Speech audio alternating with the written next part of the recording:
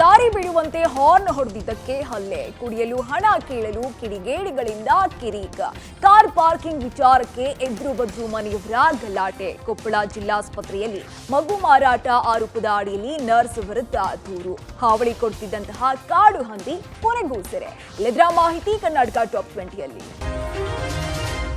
ಉಡುಪಿ ಚಿಕ್ಕಮಗಳೂರು ಸಂಸದೆ ಶೋಭಾ ಕರಂದ್ಲಾಜೆ ಪರ ಮಾಜಿ ಸಿಎಂ ಯಡಿಯೂರಪ್ಪ ಬ್ಯಾಟ್ ಬೀಸಿದ್ದಾರೆ. ಕಳೆದ ಬಾರಿ 3.5 ಲಕ್ಷ ಮತಗಳ ಅಂತರದಿಂದ ಗೆಲುವು ಸಾಧಿಸಿದ್ರು. ಈ ಸಲವೂ ಅದೇ ಅಂತರದಿಂದ ಅಥವಾ ಅದಕ್ಕೂ ಹೆಚ್ಚಿನ ಅಂತರದಲ್ಲಿ ಗೆಲ್ತಾರೆ ಅಂತ ಭವಿಷ್ಯ ನೋಡಿದ್ರು.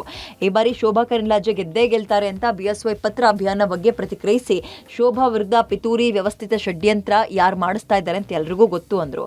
ಇನ್ನು ಉಡುಪಿ ಚಿಕ್ಕಮಗಳೂರು ಲೋಕಸಭಾ ಕ್ಷೇತ್ರಕ್ಕೆ ನಾನು ಕೂಡ ಟಿಕೆಟ್ ಆಕಾಂಕ್ಷಿ ಅಂತ ಮಾಜಿ ಸಚಿವ ಪ್ರಮೋದ್ ಮಧ್ವರಾಜ್ ಹೇಳಿದ್ದಾರೆ.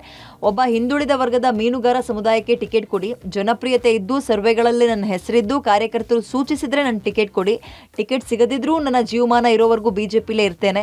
ಶೋಭಾ ಅವರಿಗೆ ಟಿಕೆಟ್ ಕೇಳೋ ಎಲ್ಲ ಹಕ್ಕಿದೆ, ನನ್ನಂತಹ ಸಾಮಾನ್ಯ ಕಾರ್ಯಕರ್ತನಿಗೂ ಟಿಕೆಟ್ ಕೇಳೋ ಹಕ್ಕಿದೆ ಅಂದಿದ್ದಾರೆ. ಶೋಭಾ ಕರಂದ್ಲಾಜೆ ಅವರು ಹೋದ ಸಾರಿ 3.5 ಲಕ್ಷಕ್ಕಿಂತ ಹೆಚ್ಚಿನ ಅಂತರದಲ್ಲಿ ಗೆದ್ದಿದ್ರು.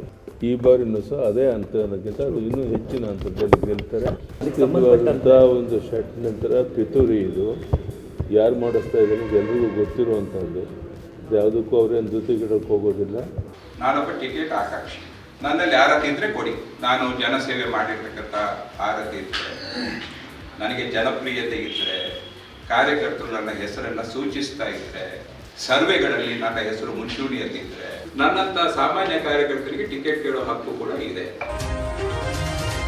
ಸಿಎಂ ಸಿದ್ದರಾಮಯ್ಯ ವಿರುದ್ಧ ಅವಹೇಳನಕಾರಿ ಹೇಳಿಕೆ ಕೊಟ್ಟ ಪ್ರಕರಣಕ್ಕೆ ಸಂಬಂಧಪಟ್ಟಂತೆ ಸಂಸದ ಅನಂತಕುಮಾರ್ ಹೆಗಡೆ ಅವರ ವಿರುದ್ಧ ಸ್ವಯಂ ಪ್ರೇರಿತ ಪ್ರಕರಣವನ್ನು ದಾಖಲಿಸಿಕೊಳ್ಳಲಾಗಿದೆ. ಮುಖ್ಯಮಂತ್ರಿ ಸಿದ್ದರಾಮಯ್ಯ ಅವರಿಗೆ ಸಿದ್ದರಾಮುಲ್ಲಾ ಖಾನ್ ಎಂದಿದ್ದಕ್ಕೆ ಕೇಸ್ ದಾಖಲಿಸಿಕೊಂಡಿದ್ದು ಮುಂಡಗೋಡ ಪೊಲೀಸ್ ಠಾಣೆಯಲ್ಲಿ ಪ್ರಕರಣ ದಾಖಲಾಗಿದೆ. ಉತ್ತರ ಕನ್ನಡ ಜಿಲ್ಲೆಯ ಮುಂಡಗೋಡದಲ್ಲಿ ಫೆಬ್ರವರಿ 23ರಂದು ಕಾರ್ಯಕರ್ತರ ಸಭೆಯಲ್ಲಿ ಭಾಷಣ ಮಾಡುವ ವೇಳೆ ಈ ಪದಬಳಕೆಯನ್ನ ಮಾಡಿದ್ರು.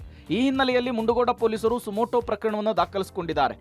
ನಮ್ಮ ತೆರಿಗೆ ನಮ್ಮ ಹಕ್ಕು ಹೋರಾಟಕ್ಕೆ ತಿರುಗೇಟು ನೀಡುವ ಭರದಲ್ಲಿ ಸಂಸದ ಅನಂತಕುಮಾರ್ ಹೆಗಡೆ ದೇಶದಲ್ಲಿ 99.9% ಹಿಂದೂಗಳು ತೆರಿಗೆಯನ್ನ ಕಟ್ತಾರೆ, ಆದರೆ ಮುಸ್ಲಿಮರ ಮಸೀದಿಗೆ ಯಾಕೆ ಅನುದಾನವನ್ನು ಕೊಟ್ರಿ?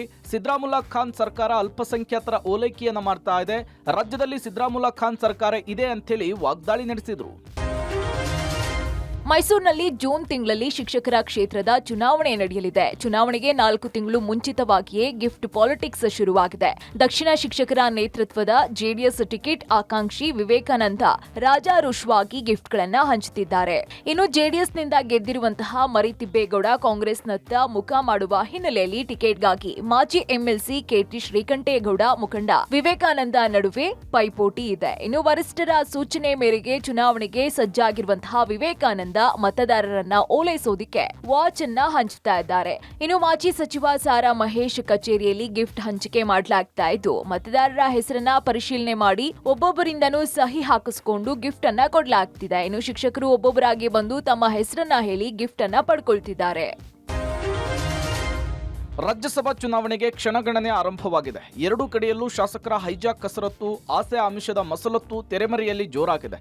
ಕಾಂಗ್ರೆಸ್ ಪಾಲಿಗೆ ಶಾಸಕರ ಬಲವನ್ನ ಕಳೆದುಕೊಳ್ಳದಂತೆ ಕಾಯ್ದುಕೊಳ್ಳಬೇಕಾದ ಅನಿವಾರ್ಯತೆ ಎದುರಾಗಿದೆ. ಜೆಡಿಎಸ್ ಪಾಲಿಗೆ ಗೆಲ್ಲಬೇಕಾದ್ರೆ ಶಾಸಕರನ್ನ ಕಳೆದುಕೊಳ್ಳದೆ ಕಾಂಗ್ರೆಸ್ ಶಾಸಕರನ್ನ ಸೆಳೆಯಬೇಕಾದಂತಹ ಅನಿವಾರ್ಯತೆ ಸೃಷ್ಟಿಯಾಗಿದೆ.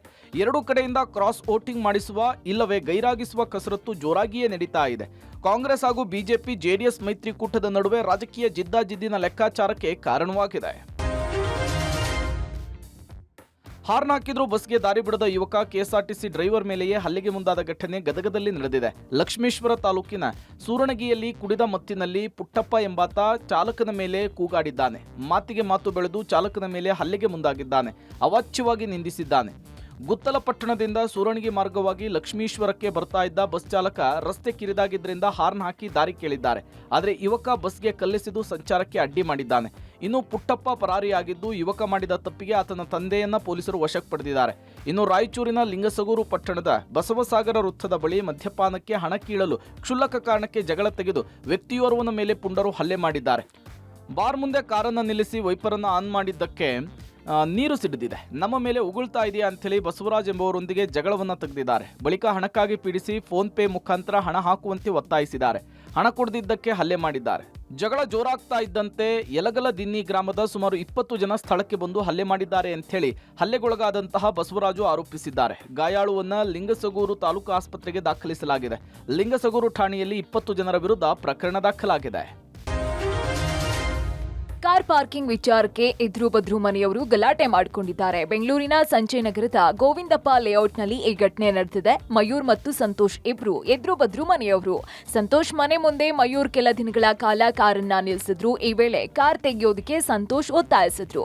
ಆದ್ರೆ ಮಯೂರ್ ಮಾತ್ರ ಕಾರನ್ನ ತೆಗೆದಿರಲಿಲ್ಲ. ಇದಕ್ಕೆ ಇಬ್ಬರು ಕುಟುಂಬಸ್ಥರ ನಡುವೆ ಜಗಳ ಶುರುವಾಗಿದೆ. ಮಾತಿಗೆ ಮಾತು ಬೆಳೆದು ಸಂತೋಷ್ ಕೈಯಲ್ಲೇ ಕಾರಿನ ಗ್ಲಾಸ್ ಪುಡಿ ಮಾಡಿದ್ದಾನೆ. ಇನ್ನು ಪರಸ್ಪರ ಅವಾಚ್ಯ ಶಬ್ದಗಳಿಂದ ನಿಂದಿಸಿಕೊಂಡಿದ್ದಾರೆ. ಇನ್ನು ಗಲಾಟೆ ನೋಡಿದಂತಹ ಸ್ಥಳೀಯರು ಸಂಜಯ್ ನಗರ ಠಾಣೆಗೆ ಮಾಹಿತಿಯನ್ನ ನೀಡಿದ್ರು. ಸ್ಥಳಕ್ಕೆ ಆಗಮಿಸಿದಂತಹ ಪೊಲೀಸರು ಎರಡೂ ಮನೆಯವರಿಗೆ ಬುದ್ಧಿ ಹೇಳಿ ಪರಿಸ್ಥಿತಿಯನ್ನ ತಿಳಿಗೊಳಿಸಿದ್ದಾರೆ.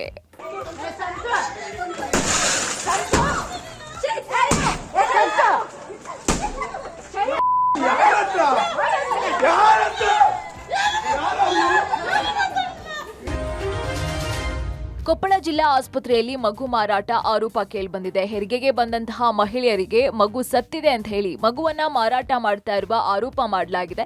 2017ರಲ್ಲಿ ನಡೆದಿರುವಂತಹ ಘಟನೆ ಬಗ್ಗೆ ಆಸ್ಪತ್ರೆ ನರ್ಸ್ ಜೈರುನ್ನೀಸಾ ಇದೀಗ ರಾಜ್ಯ ಮಕ್ಕಳ ನಿರ್ದೇಶನಾಲಯಕ್ಕೆ ದೂರನ್ನ ಕೊಟ್ಟಿದ್ದಾರೆ. ದೂರು ಬಂದ ಹಿನ್ನೆಲೆಯಲ್ಲಿ ತನಿಖೆ ನಡೆಸಿ ಕ್ರಮವನ್ನ ಕೈಗೊಳ್ಳುವಂತೆ ರಾಜ್ಯ ಮಕ್ಕಳ ನಿರ್ದೇಶನಾಲಯದಿಂದ ಕೊಪ್ಪಳ ಜಿಲ್ಲಾಡಳಿತಕ್ಕೆ ಸೂಚನೆ ನೀಡಲಾಗಿದೆ.